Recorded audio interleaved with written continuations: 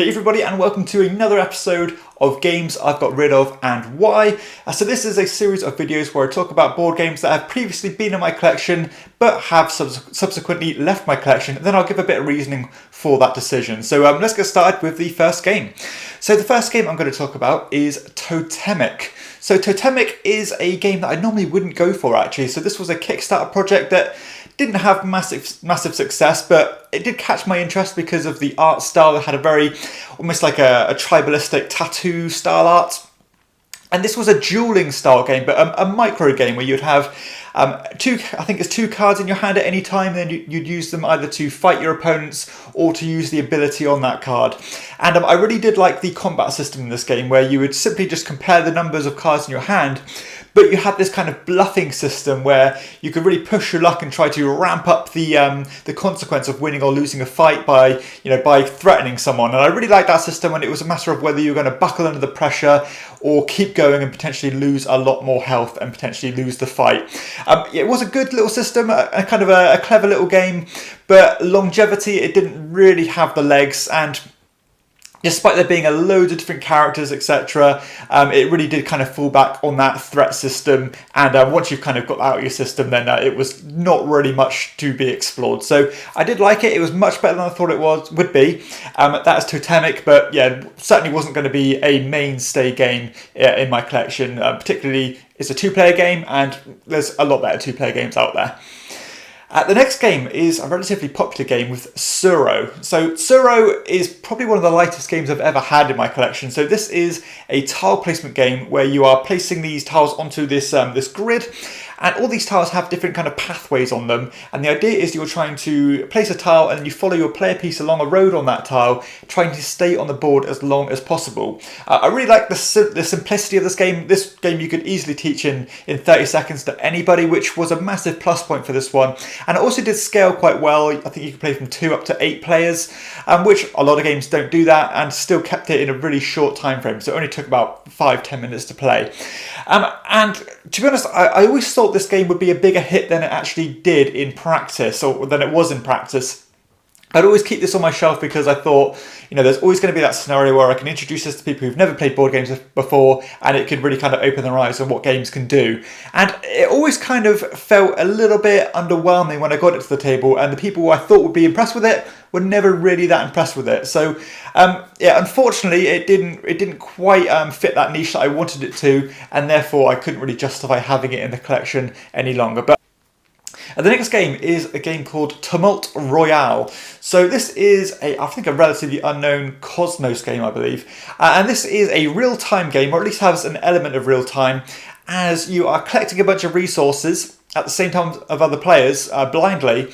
And once the timer runs out, whoever's kind of got the most of a certain resource, or if they go over a certain kind of threshold, then you can actually suffer a bit of a punishment. And then you're converting those resources into building statues for area majorities. Ultra simple.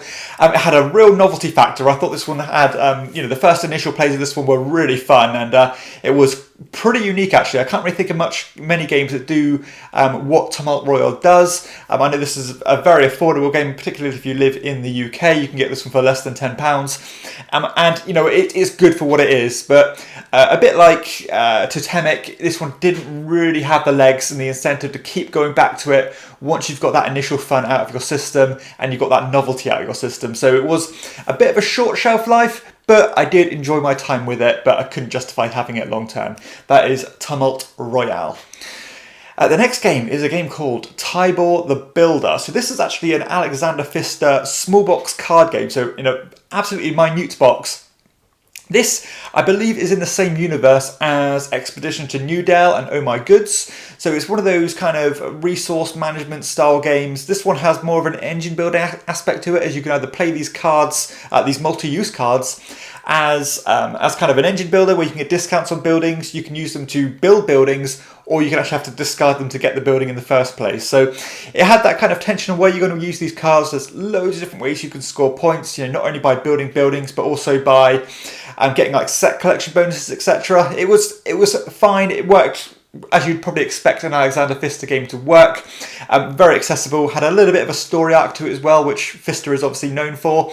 And it was fine. It was perfectly fine. Nothing I can really ultimately criticise it for, but it didn't really inspire me. I found it a bit generic, unfortunately, for a Pfister game, and it didn't really, hook me in the way I would have wanted it to. So, mechanically, no issues whatsoever. A good game, a solid game with some good decisions, but ultimately it didn't have that spark for me. So I got rid of it. The next game is one that was a very near miss to stay in the collection. This is an older Rediger Dawn game called Il Vecchio. So Il Vecchio has all the kind of tropes of a dry, dusty Euro you'd expect. Very bland looking, very beige looking board, etc., and beige box cover. But the mechanisms in this game were surprisingly good, and it did have a little bit of shared DNA with his more popular games like Istanbul. But in this one, you'd have workers kind of dotted around this map, and you'd be collecting these different kind of these different resources and different kind of patrons, which you'd use to cash in at certain locations with money to get victory points. But I like the kind of dynamism of the board, as these kind of moving pawns would go around and they would visit your different people depending on where you were stood. And you could really kind of line up a few moves, etc. You could invest in these player powers, which were all interesting. It had a lot going on that I really did like, and particularly because it played in, I believe, an hour or so. It was quite a nice game, and again, one that very nearly didn't make the collection. I suppose the reason why it didn't make the collection and I didn't keep it long term was because it was pretty generic in what it did. Although it did everything very well, very smoothly, I think ultimately I would have leaned towards some more modern Rediger Dawn games. I think I'd always choose Istanbul over this one. You can play in the right amount of time frame, on the same time, but it was just a little bit better for me, a little bit more juicy. Whereas Il Vecchio was so close, but ultimately it wouldn't have got pulled off the shelf when I've got all these other games to compete with. So unfortunately, Il Vecchio did leave the collection. Next up, I have an immensely popular game with the Voyages of Marco Polo. So I want to make it clear that I absolutely love this game. This game is fantastic. This is a worker placement style game, but with dice. So you're rolling dice, allocating them to different spots to claim resources, to fulfill contracts, to travel around the map and visit these different cities. One of the best Euro games out there, and by some of the best designers out there. So this one isn't in the collection anymore simply because the sequel came out. So Marco Polo 2, which you can see here on my shelf, I think it's better in every way, and that's no slant on the original Marco Polo because I think that was great as well. But I think Marco Polo 2 just ironed out a few creases for me. It made the game a bit more well-rounded in terms of wanting to do everything, and I just enjoyed it a bit more. I think maybe the player powers were a bit more interesting in the first one, but the second one, it just feels right for me. And any kind of tiny issue I had with the first one is rectified with the second one, and that for me is just 2 thumbs up. So 2 great games, but the second one just edged out, and hence why I didn't really feel I could justify keeping both in the collection. So the next game I want to talk about is actually one of the original kind of games that got me into the hobby, actually. This one is a game called Marvel vs. System. So this was a kind of a reboot of an older Marvel dueling system, a card game, where one person takes a bunch of heroes or villains, and you're putting them against an opponent's bunch of heroes or villains, and you're using special abilities. You had this cool kind of row system where you'd have your front line and the kind of ranged attacks in the back, and you could fly over each other and shoot each other. Very good game, actually. In terms of dueling style games, this is probably one of the best ones I've played. And I'd even dare to say it's better than games like Magic the Gathering. I know that's probably blasphemy for some people, but this was more up my alley. I think as time went by, these kind of dueling games just didn't really resonate with me anymore. Hence why, kind of Totemic fell in that same bracket. I just don't really like that head-to-head kind of smash each other to bits kind of feel of a game anymore, and I'd rather have something a bit more nuanced, a bit more cerebral. But this was a good one. Again, I know this is obviously Marvel's an immensely popular IP, and this game did what it did well, considering the IP, etc. It was very good, and I would recommend it if you like these dueling style games. It's a nice game, and I believe it's still being supported. So that is Versus System. The next game is one of the most popular games of all time as well, one of the most successful games. This is War of the Ring. So I'm a huge Lord of the Rings fan, and this one is basically Lord of the Rings in a box, where you have this huge map of Middle-earth. One player is the Shadow player, Sauron and Saruman. The other person's the Fellowship. And it's quite an asymmetric game where the Shadow player is trying to conquer all these different lands or find the Fellowship and corrupt them, whereas the Fellowship players are trying to basically get the ring to Mordor. You have this kind of hidden movement style system as Frodo and Sam are flying under the radar. You've got to try and find them by using the Eye of Sauron. Very thematic game. In fact, one of the most thematic games I've ever played. You can kind of tell the whole Lord of the Rings story in a different kind of twist. As you're playing these event cards, you're deciding whether you want to use these cards in battle or for the event itself. There's a lot to like about this game, and I did like the kind of the epicness of it and the scope of it, and just the general kind of the theme. But ultimately, some of the gameplay systems I felt a little bit clunky for me. It felt a little bit drawn out. It was quite a long game. You're talking 3 to 4 hours to play this one, and it's although it does say it's a 2 to 4 player game, it is essentially a 2-player game.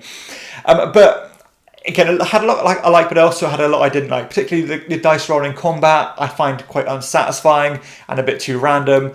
And again, it's a bit too long, and sometimes it can be a bit tedious in terms of having these big sieges where you're just rolling and rolling and rolling. But if you like these style games, these are merry thrashy style games, and you love Lord of the Rings, this is probably the go-to game. It's amazing table presence, miniatures everywhere, and it's a really solid game, but ultimately not the kind of game I enjoy anymore. So that is War of the Ring. The next game I want to talk about is a game called Wavelength. So this is polar opposite to War of the Ring. This is a party style game, and another game that is extremely unique. I can't think of anything that's even slightly like this game, and has one of the most innovative devices you'd ever see in terms of a component. So this is a team versus team party style game where someone on a team is going to get given this kind of this card that has two kind of polar opposites on it. So it might say hot on one side and cold on the other side. And then basically using this contraption to randomize somewhere, which is going to show this wheel. And on that wheel is going to show a kind of a marker to say where you need to guide your team to go to by giving a clue. So say it's 3/4 of the way up, you might say maybe bath water or something. So it's not as hot as it could be, so it's not as hot as the sun, but it's still on the side of hot and not on the side of cold. So you have to be very kind of clever about how you're giving your clues, and it's so satisfying when you give an ultra specific clue and people guess it spot on. I think that's really cool. So I love the premise and the idea of this game, extremely innovative. What more could you expect from a Wolfgang Warsch game? But ultimately, I think in practice, this didn't work quite as well as I would have liked. There were some quite big breakages in terms of the flow of the game, as people would take ages to guess a clue, for example, and everyone's just twiddling their thumbs while that happens. And then when your teammates are guessing the clue, then you are basically just sat there and not involved at all if you are the clue giver. So it kind of had a degree of being standoffish in terms of the engagement, and it was a shame really, because the idea is so great and so fresh, but yeah, the flow of the game just didn't quite work as I would have liked to, and I would have liked it to have been a bit more exciting and a bit more kind of high energy, but still full credibility to for new innovative designs.